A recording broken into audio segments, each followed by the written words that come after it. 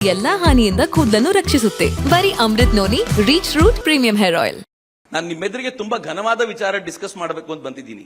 ಇಲ್ಲಿ ಯಾವುದೇ ಪ್ರಚಾರ ಅಬ್ಬರ ಇವನ್ ಇಟ್ಕೊಂಡು ಬಂದಿಲ್ಲ. ಯಾಕೆಂದ್ರೆ ಮೋದಿ 10 ವರ್ಷಗಳಲ್ಲಿ ಮಾಡಿರುವ ಸಾಧನೆ ಎಂತದ್ದಿದೆ ಅಂತಂದ್ರೆ, ಒಬ್ಬ ಲೇಮ್ಯಾನ್ ನಿಂದ ಹಿಡಿದು ಈ ನಾಡಿನ ಹೈ ಕ್ಲಾಸ್ ಟೆಕ್ನಾಲಜಿಸ್ಟ್ ವರೆಗೂ ಅವರೆಲ್ಲರಿಗೂ ಕೂಡ ಹೇಳಬಹುದಾಗಿರುವಂತಹ ಅನೇಕ ಸಂಗತಿಗಳನ್ನ ಮೋದಿ ಮಾಡಿದ್ದಾರೆ. ನಿಮ್ ಜೊತೆ ಹಂಚಿಕೊಳ್ಬೇಕು ಅನ್ನುವಂತ ಉದ್ದೇಶ ಅಷ್ಟೇ ನಂದು. ನಾನು 10 ವರ್ಷಗಳ ಹಿಂದೆ ಭಾಷಣ ಮಾಡಲಿಕ್ಕೆ ಅಂತ ಬರುವಾಗ ಈ ದೇಶ ಫ್ರೆಜೈಲ್ 5 ಎಕಾನಮಿಯಲ್ಲಿತ್ತು. ಫ್ರೆಜೈಲ್ 5 ಅಂತಂದ್ರೆ ಏನು? ಜಗತ್ತಿನ ಯಾವ್ದಾದ್ರೂ 5 ಎಕಾನಮಿಗಳು ಯಾವಾಗ ಮುರಿದು ಬೀಳುತ್ತೆ ಅಂತ ಹೇಳಲಿಕ್ಕಾಗಲ್ವೋ ಅಂತ ಎಕಾನಮಿಯಲ್ಲಿ ಒಂದು ಭಾರತ ಆಗಿತ್ತು. ಈ ದೇಶದ ಡಿಫೆನ್ಸ್ ಸೆಕ್ಟರ್ ಹೇಗಿತ್ತು ಅಂತಂದ್ರೆ, ಚೀನಾ ಬಿಡಿ, ಪಾಕಿಸ್ತಾನ ಕೂಡ ನಮ್ಮನ್ನು ಬಂದು ಗುಮ್ಮಿ ಹೋಗ್ತಾ ಇತ್ತು. ಆ ತರದ ಸ್ಥಿತಿಯಲ್ಲಿತ್ತು. ಎಲ್ಲಂದ್ರೆ ಅಲ್ಲಿ ಬಾಂಬ್ ಬ್ಲಾಸ್ಟ್ ಆಗಿದೆ ಭಾರತದಲ್ಲಿ. ನೆನಪಿಟ್ಕೊಳ್ಳಿ, 10 ವರ್ಷಗಳ ಹಿಂದೆ ಭಾರತದ ಸ್ಥಿತಿ ಹೆಂಗಿತ್ತು ಅಂತಂದ್ರೆ, ದೆಹಲಿಯಲ್ಲಿ ಬಾಂಬ್ ಬ್ಲಾಸ್ಟ್ ಆಗಿದೆ, ಮುಂಬೈನಲ್ಲಿ ಬಾಂಬ್ ಬ್ಲಾಸ್ಟ್ ಆಗಿದೆ, ಮಂಗಳೂರಿನಲ್ಲಿ ಬಾಂಬ್ ಬ್ಲಾಸ್ಟ್ ಆಗಿದೆ, ಬೆಂಗಳೂರಿನಲ್ಲಿ ಬಾಂಬ್ ಬ್ಲಾಸ್ಟ್ ಆಗಿದೆ, ಮೈಸೂರಿನಲ್ಲಿ ಒಂದು ಮನೆಯಲ್ಲಿ ಬಾಂಬ್ ಬ್ಲಾಸ್ಟ್ ಮಾಡಿದಂತ ತರುಣರು ಸಿಕ್ಕಿ ಬಿದ್ದಿದ್ದಾರೆ, ಕೊಯಂಬತ್ತೂರು ಬಾಂಬ್ ಬ್ಲಾಸ್ಟ್ ಆಗಿದೆ, ಗೌಹಾಟಿಯಲ್ಲಿ ಬಾಂಬ್ ಬ್ಲಾಸ್ಟ್ ಆಗಿದೆ, ಗುಜರಾತ್ ನಲ್ಲಿ ಬಾಂಬ್ ಬ್ಲಾಸ್ಟ್ ಆಗಿದೆ, ದೇಶದ ಮೂಲೆ ಮೂಲೆಯಲ್ಲಿ ಬಾಂಬ್ ಬ್ಲಾಸ್ಟ್ ಆಗಿದೆ. ಇದು ಭಾರತ ಇದ್ದಂತ ರೀತಿ. ಭಾರತದ ಇನ್ಫ್ರಾಸ್ಟ್ರಕ್ಚರ್ ಹೇಗಿತ್ತು ಅಂತಂದ್ರೆ, ದೇವರೇ ಕಾಪಾಡಬೇಕು.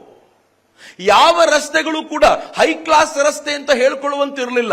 ಒಳ್ಳೆಯ ರೋಡ್ ಇದೆ ಅಂತ ಕೇಳಿದ್ರೆ ಅದು ಬೆಂಗಳೂರಿಂದ ಪೂನಾಗೆ ಹೋಗೋ ರಸ್ತೆ, ಕಾಂಗ್ರೆಸ್ ಮಾಡಿದ್ದಲ್ಲ, ಅದು ಅಟಲ್ ಬಿಹಾರಿ ವಾಜಪೇಯಿ ಮಾಡಿದ ರಸ್ತೆ. ಇವ್ರ ಪರಿಸ್ಥಿತಿ ಹೇಗಿತ್ತು ಅಂತಂದ್ರೆ, ಬಿಸಿನೆಸ್ ಭಾರತದ್ದು ಹೇಗಿತ್ತು ಗೊತ್ತಾ? ಇಲ್ಲಿರೋರು ಅನೇಕರಿಗೆ ಗೊತ್ತಿರಬೇಕು. ನೀವು ಮಾರ್ಕೆಟ್ಗೆ ಹೋದ್ರೆ ಒಂದು ಚೀನಾ ಐಟಮ್ ನ ಕೊಂಡುಕೊಳ್ಳದೆ ಮನೆಗೆ ಬರೋದು ಸಾಧ್ಯವೇ ಇರ್ತಿರ್ಲಿಲ್ಲ. ಅಷ್ಟು ಚೀನಿ ಐಟಮ್ಗಳು ಡಂಪ್ ಆಗಿದ್ವು. ಹೇಗ್ ಸಾಧ್ಯ ಆಯ್ತು ಇದು? ನನ್ನ ಜೀವನದಲ್ಲಿ ನಾನು ಮಾತ್ರವಲ್ಲ, ನನ್ನ ಕೂದಲು ಕೂಡ ಆಗಿರ್ಬೇಕು ಸ್ಟ್ರಾಂಗ್ ಅಂಡ್ ಸ್ಟೈಲಿಶ್. ಬರೀ Amrut noni reach root premium hair oil ನೊಂದಿಗೆ. Reach root premium hair oil.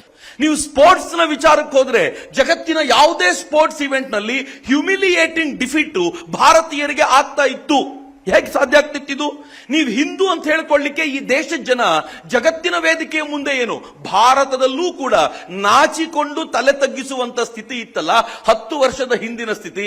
ಮಿತ್ರ, ಇವತ್ತು ನಾನು ನಿಂತ್ಕೊಂಡು ಮಾತನಾಡಬೇಕಾದ್ರೆ ಎದೆಯುಬ್ಬಿಸಿ ಮಾತನಾಡಬಲ್ಲೆ. ಇವೆಲ್ಲವೂ ಕೂಡ ಬದಲಾಗಿದೆ ಅಂತ ಬಿಕಾಸ್ ಆಫ್ ಒನ್ ಮ್ಯಾನ್, ಅದು ನರೇಂದ್ರ ಮೋದಿ ಅಂತ ಧೈರ್ಯದಿಂದ ಹೇಳ್ಬೋದು ಅಂತ. ನರೇಂದ್ರ ಮೋದಿ ಅವರ ಈ ಹಂತಕ್ಕೆ 10 ವರ್ಷಗಳ ಹಿಂದೆ ನಾವು ಈ ಹೋರಾಟಗಳನ್ನ ಮಾಡುವಾಗ ನಂಗೆ ಇವತ್ತಿಗೂ ಚೆನ್ನಾಗಿ ನೆನಪಿದೆ. ತಾಯಂದರ ಕಂಗಳಲ್ಲಿ ನೀರಿತ್ತು, ನನ್ನ ಮಕ್ಕಳ ಭವಿಷ್ಯ ಏನು ಅಂತ. ಸಂತರು ಹಿಂದುತ್ವದ ಕಥೆ ಏನು ಅಂತ ಆತಂಕದಿಂದ ನೋಡ್ತಾ ಇದ್ರು. ಸೈನಿಕರು ನಮ್ಮ ಎದುರಿಗೆ ಪಾಕಿಸ್ತಾನಿಯರು ಗುಂಡು ಹಾರಿಸ್ತಾ ನಿಂತ್ಕೊಳ್ತಾರೆ, ನಮಗೆ ಉಲ್ಟಾ ಗುಂಡು ಹಾರಿಸುವಂತ ಒಂದು ಆರ್ಡರ್ ಕೂಡ ಇಲ್ವಲ್ಲ, ಪರ್ಮಿಷನ್ ಕಾಯ್ಬೇಕಲ್ಲ ಅಂತ ಆಕ್ರೋಶ ಅವರಲ್ಲಿ ಮಡುಗಟ್ಟಿತ್ತು. ವಿದ್ಯಾರ್ಥಿಗಳಿಗೆ ನಮ್ಮ ಭವಿಷ್ಯ ಏನು ಅನ್ನುವಂತ ಆತಂಕ ಅವ್ರ ವಿದ್ಯಾರ್ಥಿಗಳ ಹೃದಯದಲ್ಲಿತ್ತು. ಈ ದೇಶದ ಪ್ರತಿಯೊಬ್ಬ ಜನಸಾಮಾನ್ಯನೂ ಕೂಡ ನಾನು ಓದಬೇಕು, ವಿದೇಶಕ್ಕೆ ಓಡೋಗ್ಬೇಕು, ಭಾರತದ ಸಹವಾಸ ಸಾಕು ಅನ್ನುವಂತ ಸ್ಥಿತಿ ಇತ್ತಲ್ಲ.